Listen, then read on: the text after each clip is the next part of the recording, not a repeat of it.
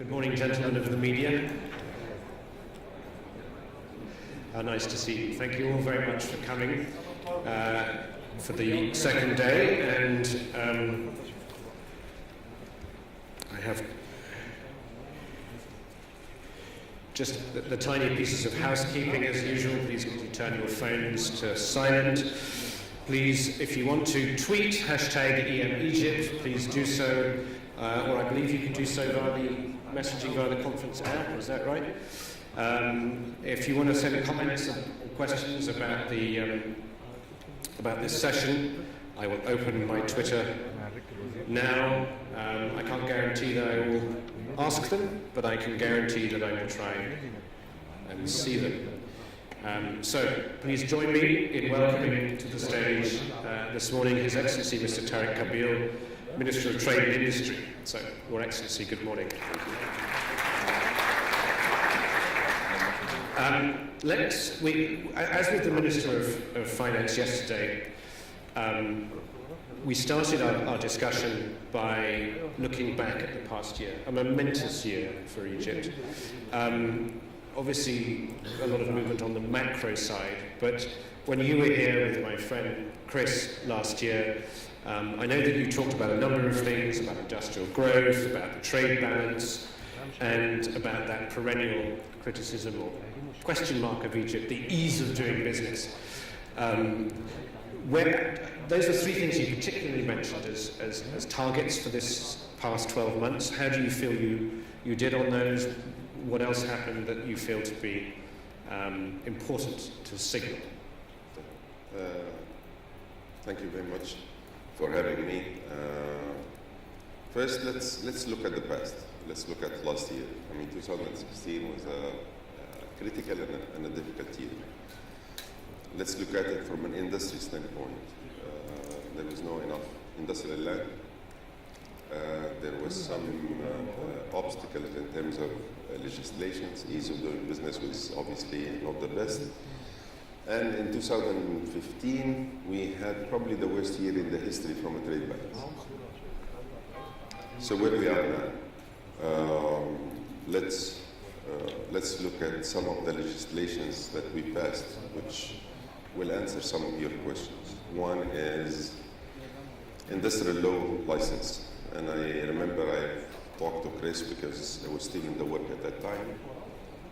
The law has been approved by the cabinet and the parliament and is in the execution as we speak. Industrial law license was probably the number one obstacle when it comes to industrial growth. World Bank said that we take about 34 days to complete the license. Today it will take less than a month, between 7 days and a month.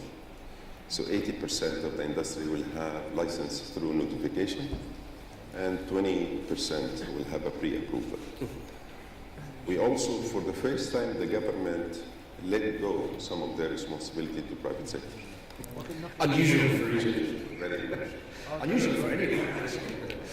So we have a consulting office who will be authorized to give licenses, depend on the type of industry. So that law has been passed. We also put all the industrial land bank into one area. We passed food agency law, and that law was on hold for almost 20 years because it involved almost 17 entities that control the internal trade and the food.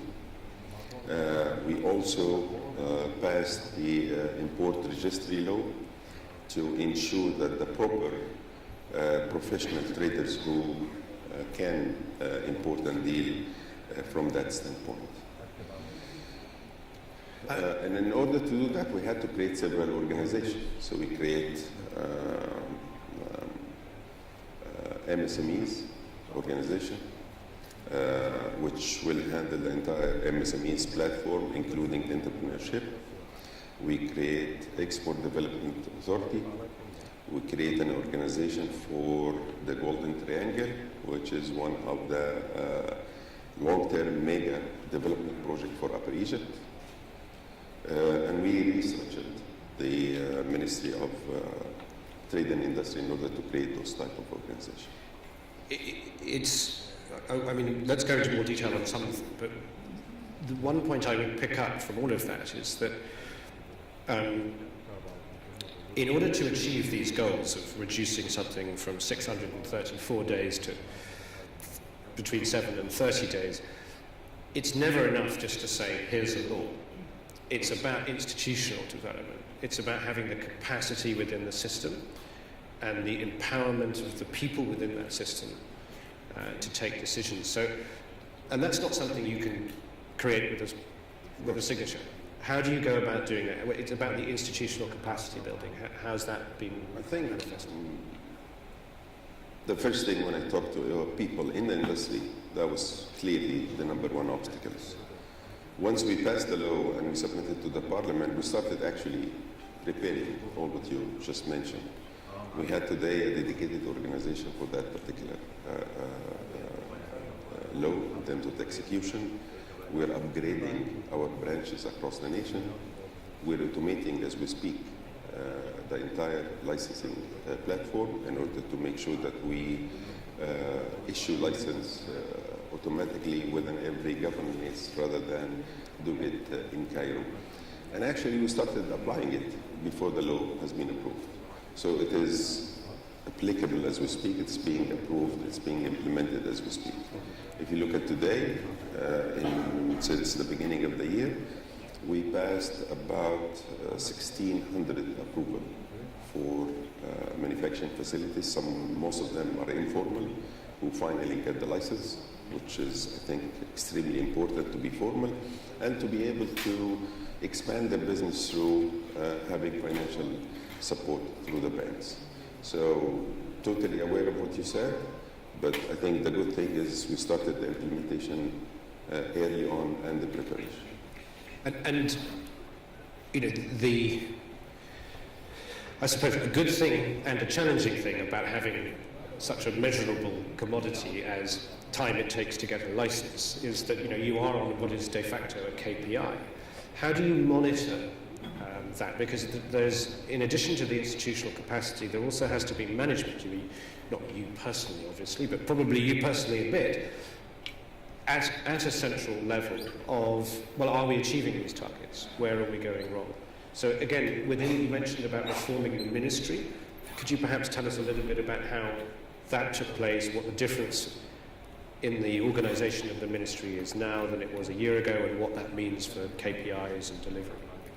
I mean, if you look at the total ministry, the Ministry of Trade and Industry was created a long time ago, but it was never one ministry from an administration and financials standpoint. So we have done, I would say, a massive restructuring effort. So today, for the first time, we have one budget, we have one financial administration, we have one administrative system that took us almost 5 months. So we reduced the capacity of the ministry from almost 35 institutions and departments into 25. And we also created within that platform a new organization, as I mentioned, the Export Development Authority and others, because we have a very, very strong need. It doesn't make sense that we had 7 functions and institutions when the ministry has the word of export, but there's no one single accountable function in that. So we created that. If you're referring to the license, I review on a monthly basis a specific KPIs for IDA, which is the Industrial Development Authority, not only how many license issues and temporary license and final permits, but a bunch of KPIs as well. The industrial license is one aspect of ease of doing business. What are the others that you see as important that have changed over the last year, or are still, something that should be prioritized? How do you see this whole thing as? EG Trade is another thing. EG Trade is a project that we're working between Ministry of Trade and Industry, Ministry of Finance, and Ministry of Transportation. We're dealing with everything in terms of the speed and complexity in and out of the country. in terms of import and export. Documentation, time required. Because that has significant impact, particularly on the industry in terms of the cash flow and stocks they have to have with their manufacturing facilities. So again, this is a very complex project. We've been working on it for the last almost year and a half. So far, we've achieved, I would say, fairly good progress in both. We've reduced time required for importing product from 21 days to 9. Through a reduction of documents and requirements, we have reduced time required for export from 9 to 6 days. What about, one of the perennial issues with business, I'm coming at it from a foreign investor point of view, but investors are investors, whether they're from China or the UK or Egypt, they face the same problems, is the availability of land. One of our panelists yesterday said Egypt has two resources, people and land. They're not in the same place, but they're still resources that the country has. But a company trying to get access to land, you're tied up with government permits, municipal permits, national permits. It's a bit of a nightmare. And it was mentioned not just in the real estate sector, but in the industrial sector. What actions have you taken on that area, and how important do you see that as being to the ease of doing business? I wouldn't say that the ease of doing business. This is a prerequisite for any industry growth. Industry means land. You cannot grow industry without the land. Sure. Period. This is one of the main areas I focused on when I took the responsibility. Within the last few years, some of the legislations and lack of investment for a reason or another led to lack of availability of land, which automatically reflected on the price of industrial land. As an investor, the last thing I want to invest is I want to put money in the land, because that's, in my view, unproductive way of using money. In the last 1.5 years, from January 2016, we have launched about 16 million square meters of industrial land across the nation. How do you compare that to historical? From 2007 to 2015, we launched 9.5. So we launched in 1.5 years, almost double what we've launched in the last 9 years. More importantly, we launched it at cost. So it was almost 50% of the regular market price cost. That's one thing, and we're expanding. So our objective this year is to launch about 15 million square meters, and we'll continue. Let me also touch a little bit in terms of how we develop industry across other area, which is again part of the land. So I covered the land. One of our strategy also is to move into a cluster approach. We have unorganized clusters, if you will, in different sectors.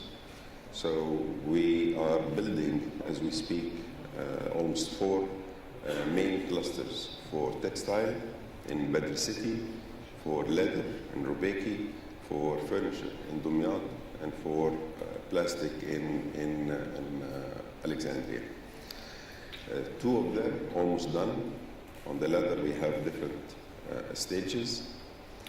This is very important, not just to move people from one area to a more organized area, but it's to help them to support and grow the industry.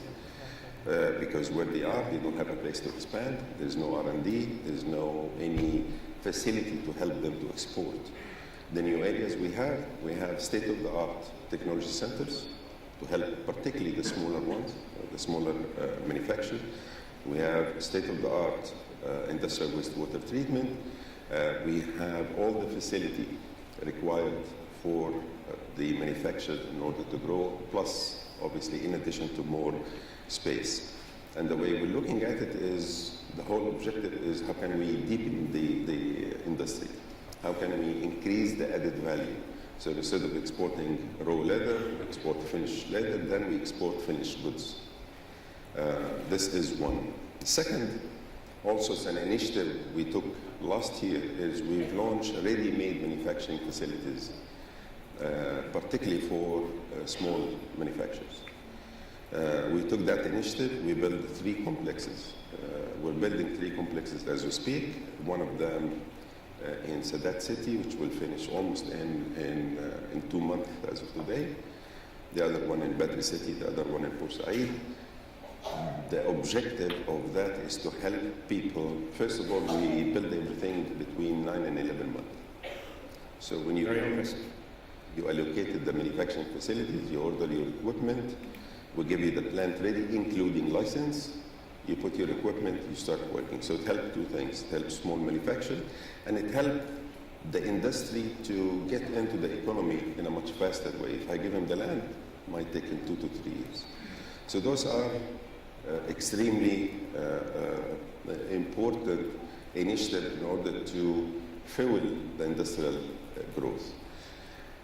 The additional part also that we're embarking in a new initiative is to build industrial city, not industrial area. Industrial city, complete industrial city. It includes clusters of businesses inside it. It includes housing, it includes school. It's like a complete city.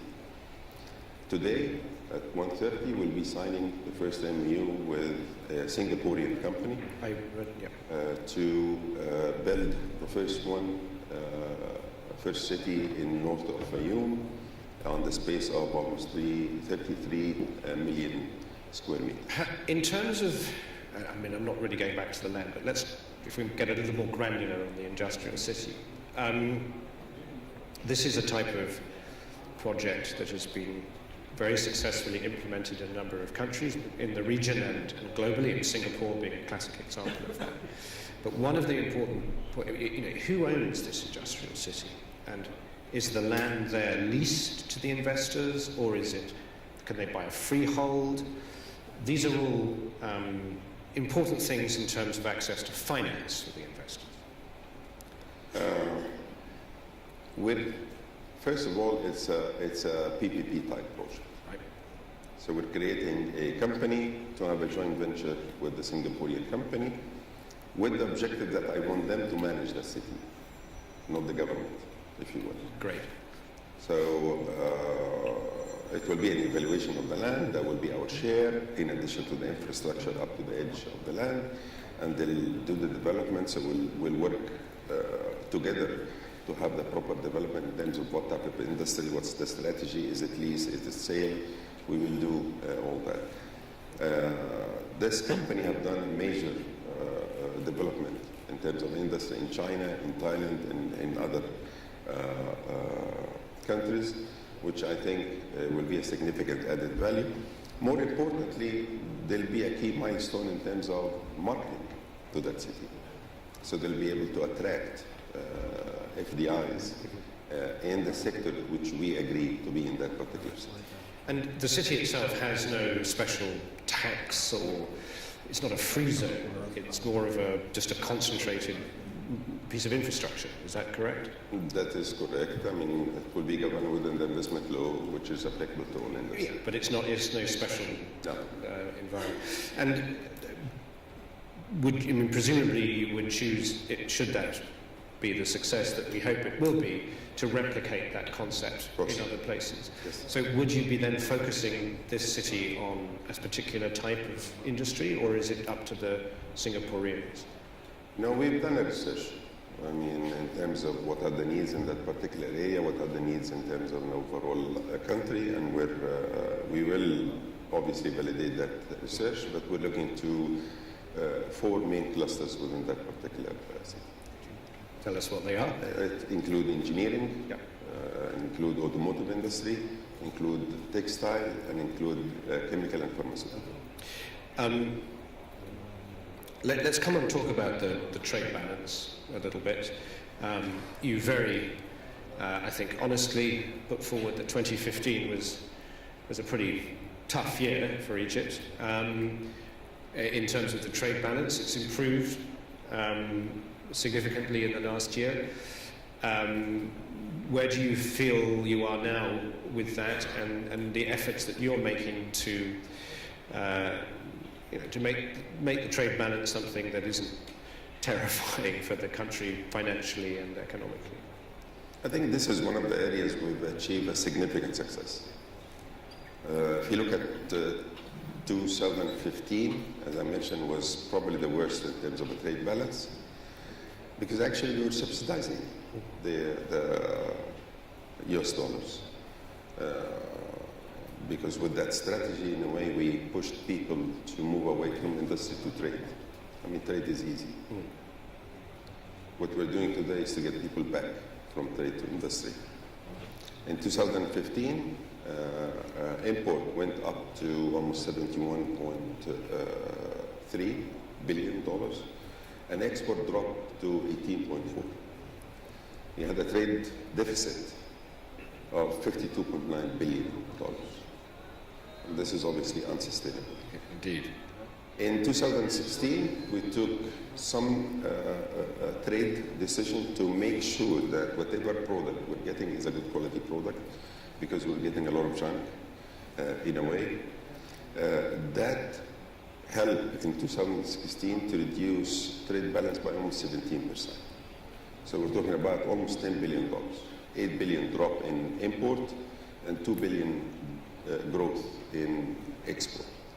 From January 2017 till today, and again, that also helped by the flotation.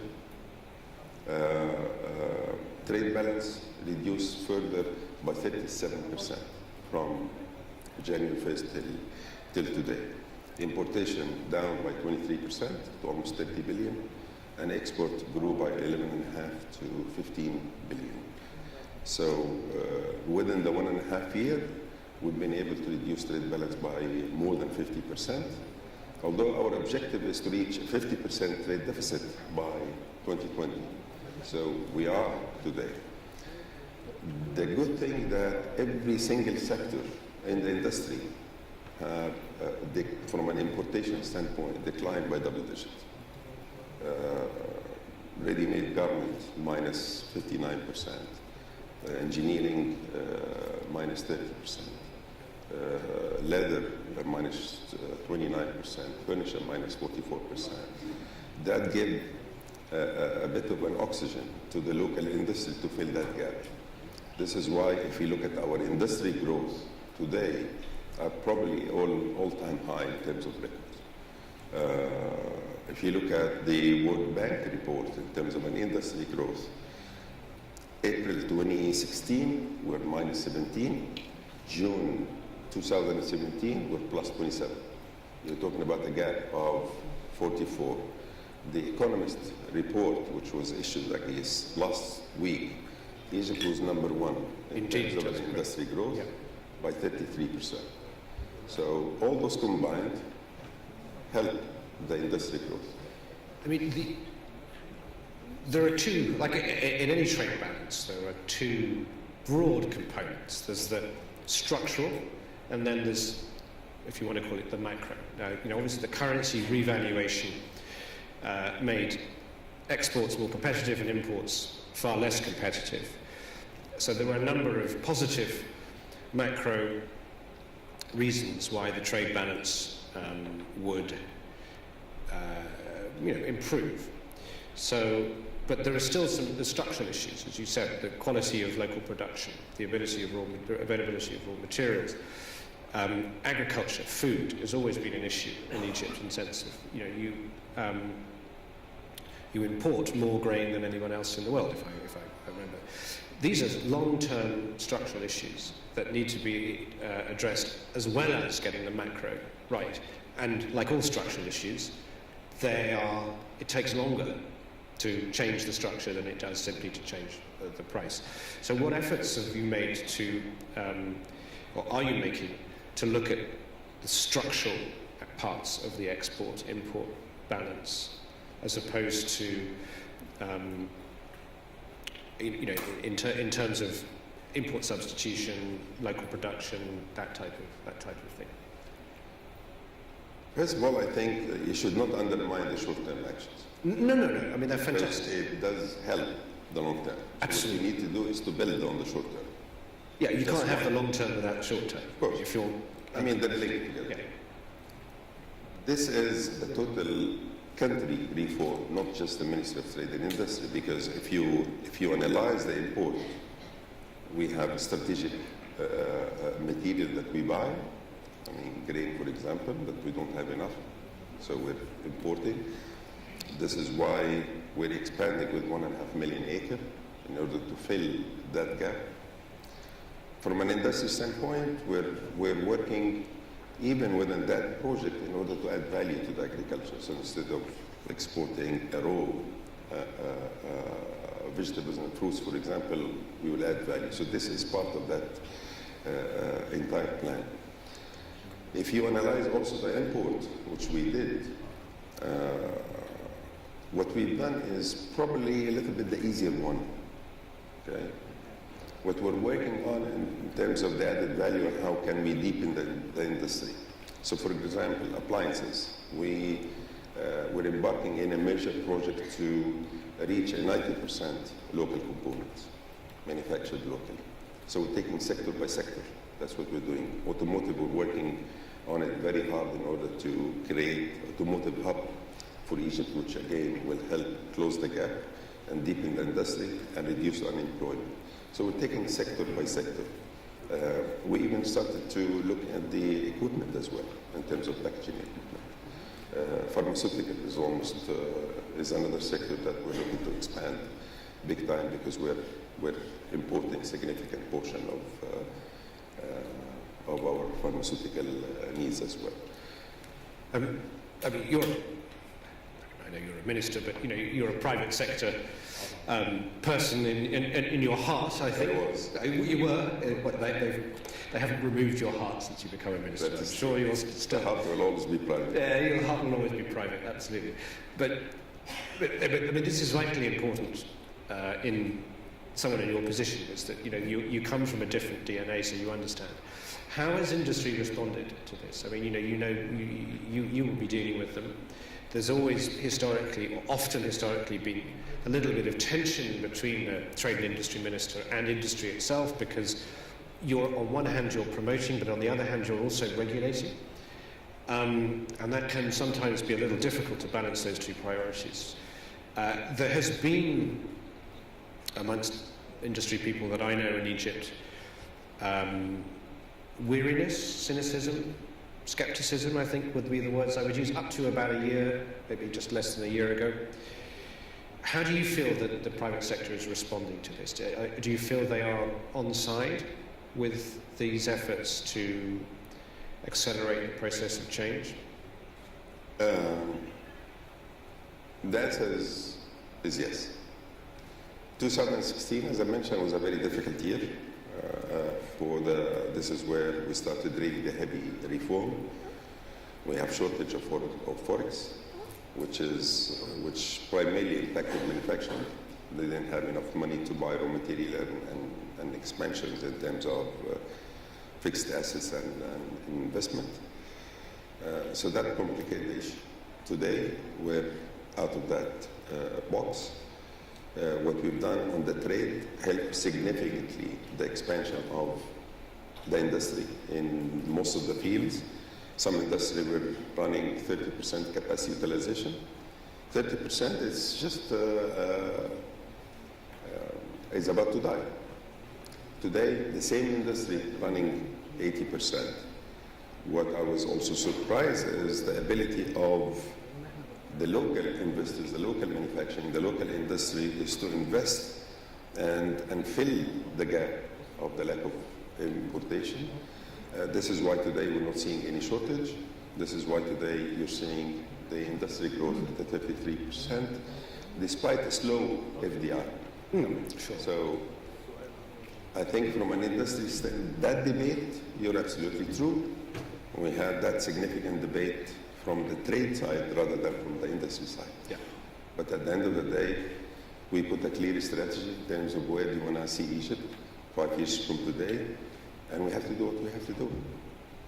Well, we've got about 20 minutes left and a few more topics to cover. Before we go on to look at the FDI and the world and the future, let's talk a little bit about SMEs, if we can, and that, because, again, I think it dates back 4 or 5 years, not just in this conference, but in many of the conferences that we do, where these SMEs suddenly became, really, actually, post-2008, suddenly the word SME came onto the scene. And, right, this is the solution to the problems, lots of SME growth. Now, anyone who's spent more than 20 minutes in Egypt knows that the place has more enterprises, tiny micro enterprises, and everyone, despite the massive unemployment, everyone is working, everything is happening around you. The entrepreneurial character of the Egyptian people is not in question. The desire to work in this, but of course a lot of it's informal. So I have a number of questions, but let's start with the bigger picture. Where have you got with the development of the SMEs sector in a way that is beyond simply, it would be a lovely thing to have, but is actually tangible? And how do you measure it in terms of economic contribution, in terms of success? I'm glad you mentioned that, because we talk a lot about SMEs. We think we don't have SMEs. SMEs is a significant part of the economy. It's about 70% of our economy. We never had a complete organization responsible about SMEs. We had every ministry working here and there, which is fine. There's a lot of initiatives that every ministry is doing, which is great. We encourage that. This is the reason why we created an MSMEs organization, to handle entrepreneurship, micro, small, and medium. Today, the law doesn't allow the medium, and we'll come to that. So the whole idea of creating that, which used to be the social fund before, but we add to it part of the industry modernization. We add to it also the ITC, which is the Industrial Training Center.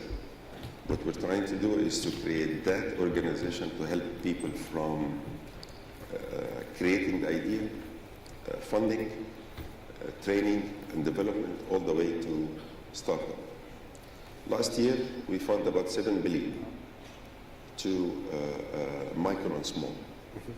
2/3 of that going to micro. And just for the purposes of clarity, you classify micro as how? What is a micro enterprise? 1 to 10 people? If you look at small, we've issued a definition for a small business with turnover, not including the number of people. Right. However, we're updating that as we speak. The other important point I want to mention, we're revising now, which is something very important, the law which governs MSMEs, in order to put the medium, which is very, very important for the funding, into that particular organization. More importantly, is to put incentive for the informal. The issue of informal is not about taxes. The issue of informal is about growth.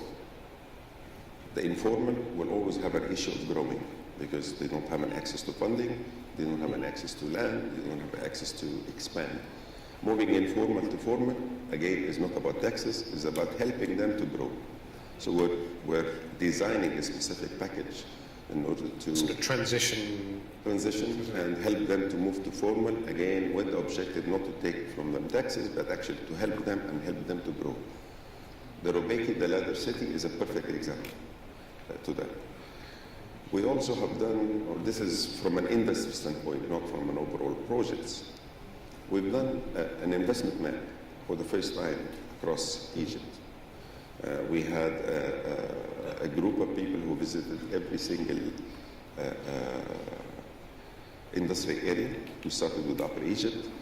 The whole point was to audit the industry, audit the material in and out, where did they buy the material, where do they market, how many people they have, what type of skills required, in order to help us to create that investment opportunity.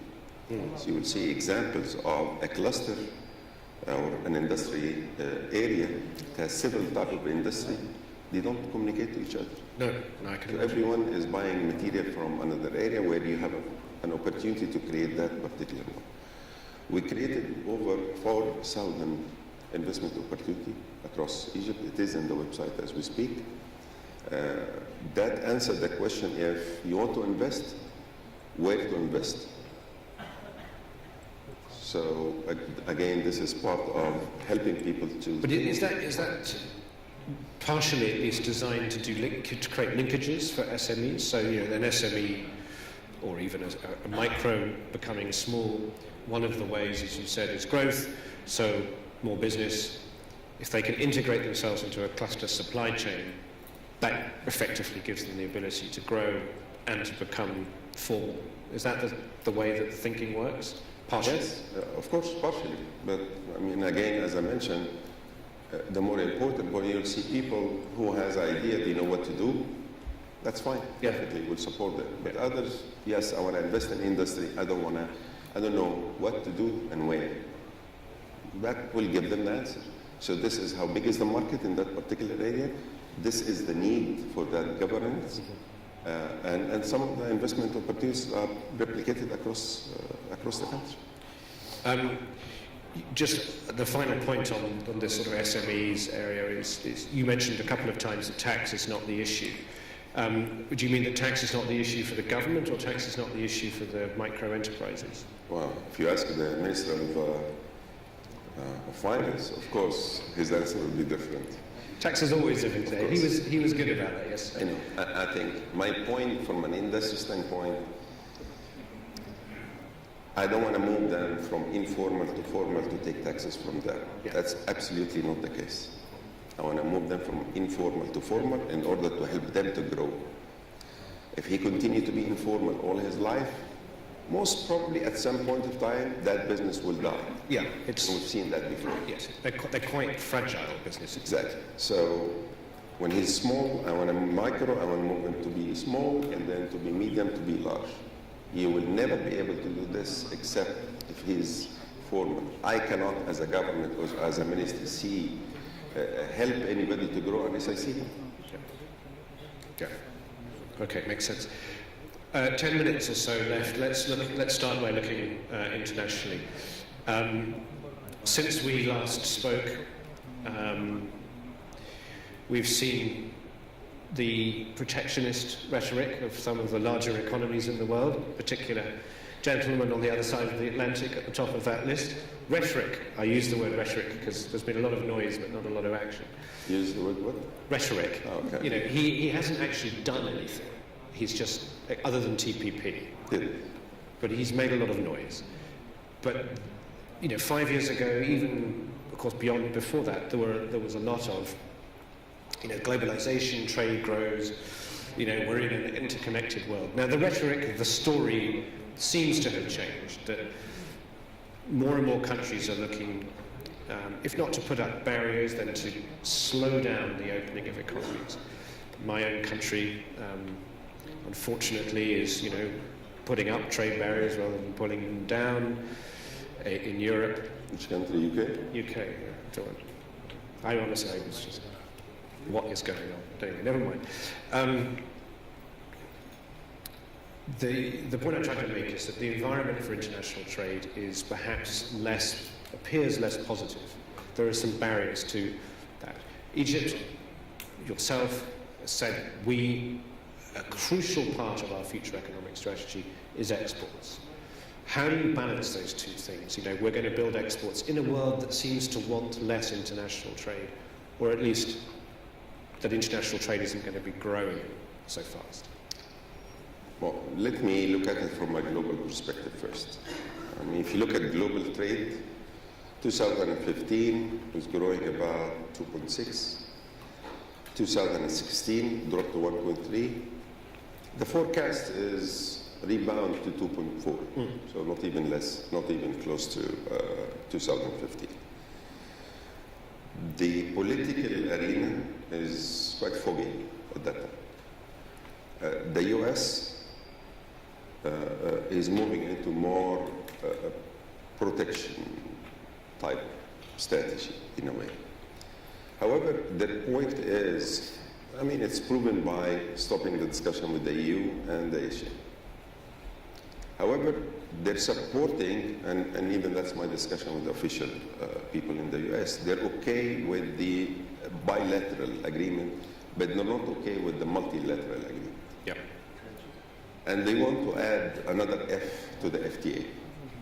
So it's a fair free trade agreement from the US perspective. Yes, yes. EU, on the other hand, expanded. EU concluded the agreement with Canada. They declared the discussion with Japan and Asia. So there is more expansion within the EU. Both US and EU are against China from trying to stop China to have the market economy from the WTO standpoint. And China is very, very important. China is the biggest exporter in the world and second importer in the world as well. So the whole area is quite foggy. If you look at it from our standpoint, domestically or nationally, we're focusing on building skill base for the export in terms of education and vocational training as well. We're focusing on high labor-intensive work opportunities. We're focusing on FDI, which will help us to grow. Bear in mind that we have an access to almost 1.8 billion people through a free trade agreement. We have a massive free trade agreement. For a country like Egypt is quite large. We have with the EU, we have with the COMESA, we have with Turkey, we have with Aradir, we have with the Arab countries, we have the quiz with the US, and we have with Mercosur, and we're starting a discussion. Is the Mercosur one complete? Yes. And we're starting a discussion with Eurasia. Amazing. So huge potential. It's a very large. That, in my view, not only important for my trade, but more important for the investment, because it provides a platform for investment. Absolutely, yeah. So that's, I would say, domestically or nationally. Internationally, we need to, in those times, we need to look at regional agreement, try to enhance it further. We're looking to how can we enhance our African agreement. We have the COMESA. We're in discussion with the tripartite agreement and the CFTA, the Continental Free Trade Agreement within Africa. Also supporting and playing a role within the WTO, which we have a ministerial meeting coming in Buenos Aires in December, to strengthen the WTO, the negotiation arm of the WTO, in order to make sure that the multilateral agreements are fair. So that's what we're doing. But I agree with you. Twin track bilateral and multilateral. I mean, they're both important to you. Both.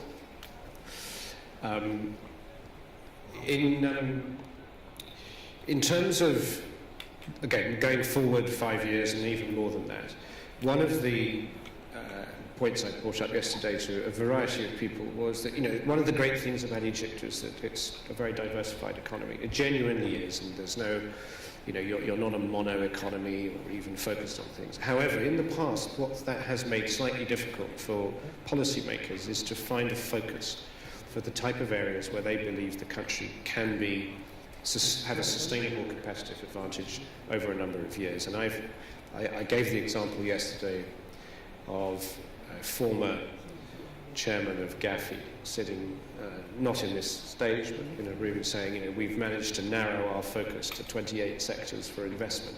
That's not a focus. That's too big. I said it to him at the time, and he sort of got it. But the point is that from a government point of view, and it's not about picking winners, but you have limited resources, you have limited time, you have limited people. You're always going to be faced with this constraint. You've got to have some idea about where you think the country can develop industries for the domestic market and for exports that are competitive. Well, how do you, not you personally, but what does the government, what does the policymakers see as the competitive advantage of Egypt?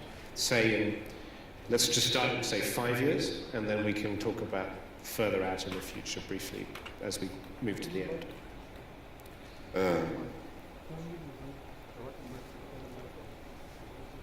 we do have a lot of competitive advantages. And as you said, our economy is extremely well diversified. Industry is the biggest part of the economy. It's about 17.7%. And then followed by services, agriculture, and others that help us to continue to grow at 4.3 at a time where tourism was at all-time low. Yeah. That's the beauty of a well-rounded economy. We have the location. I mean, we're blessed with the location. And location is very, very important. Indeed. We're in between Africa and Asia and Europe. Egypt could be a fantastic industry hub for export as well as logistics hub. So that's something we haven't done much to it.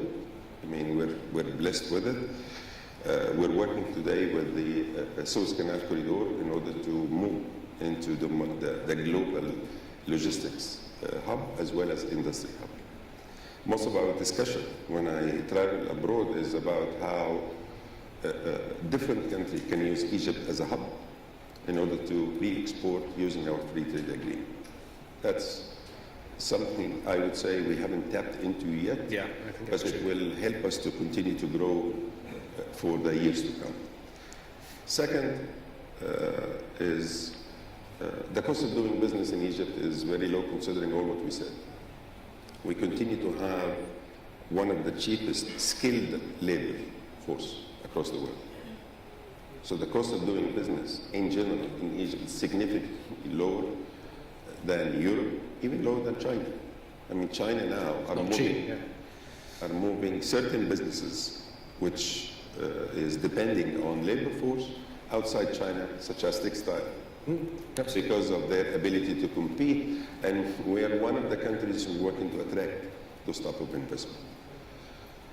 The third aspect is what type of industries. I mean, we have a lot of resources and natural resources that we can use. Mining. We're creating a golden triangle, as I mentioned. This is an area which was not touched. It's almost 1/10 of Egypt. We have a huge potential in terms of mining industry, not just mining. We have pharmaceutical, which is based on agriculture based. This is again one of the areas that we're working on and could be a fantastic potential. If you look at the complexity index, engineering, considering the high skilled, cheap labors is also one of the major advantages. Chemicals, building material. What we have done is we've analyzed, we will be focusing within the next 4 years, so on 4 main industries. Building material, textile, engineering, again, the reason and chemical industry. There is a base and research. Those are 4. 4. Exactly. Good. That's doable, in my opinion. Yeah. Yeah. And there is a base for why we choose that 4. Okay? We choose them from what we need from the local market, our competitive edge from a raw material and a people, our competitive edge from an export. I mean, if you ask me, for example, what do you want to export? I cannot look at Europe and treat it similar to Africa. I may not have a strong competitive edge to export engineering equipment to Europe, but I do have for Africa. I will not have a competitive edge to export vegetable and fruits to Africa, but I do have for Europe. Just example. Yeah, exactly, yes. You need different products for different markets. Exactly. Well, I'm glad you said 4. That's the most encouraging. I mean, I'm very encouraged by that. It doesn't, but I mean, let me add something. It doesn't mean that we're not doing anything on the others, but those are the main focus for the industry. Yeah, to start with, Exactly. Pick some and do that well. And, it doesn't mean that the others get ignored. A final point, looking further into the future. It's actually very relevant to one of the industries that you mentioned your focus on, which is textiles. Now, those of us in this audience, highly sophisticated, intelligent, charming, good-looking people that you are, read a lot about the future of business, what's happening, and you do too. You go to Davos. You can't get away from this, that the buzzwords now are things like automation. You know, in Europe and the UK, we're going to lose, all of the truck drivers are going to lose their jobs because it's all going to be Uber, and white collar people will lose, you know, there's going to be 45% unemployment. And you know, it's the end of everything, we'll all be living on universal basic income. Now, some of the industries that you've looked at are industries that, you know, currently now, like textiles, provide a substantial amount of employment, but you know, without being too crazy about the future of AI and automation, there is an expectation that industrial automation, IoT, all of that will reduce the number of people employed in those industries. How does that factor into your longer-term thinking as a policymaker? I'm glad you said longer term. I mean, the fourth industrial revolution is coming. So we might as well be prepared. And I talked about that in Davos.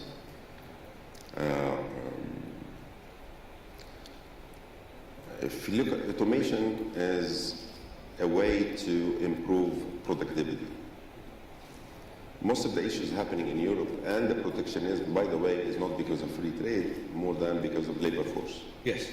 And job losses. Yeah. I don't want to say we're a little bit far from that today, but again, automation, even when I was in the private sector, I evaluated automation based on the savings. As long as you have a cheap labor force, automation will be delayed.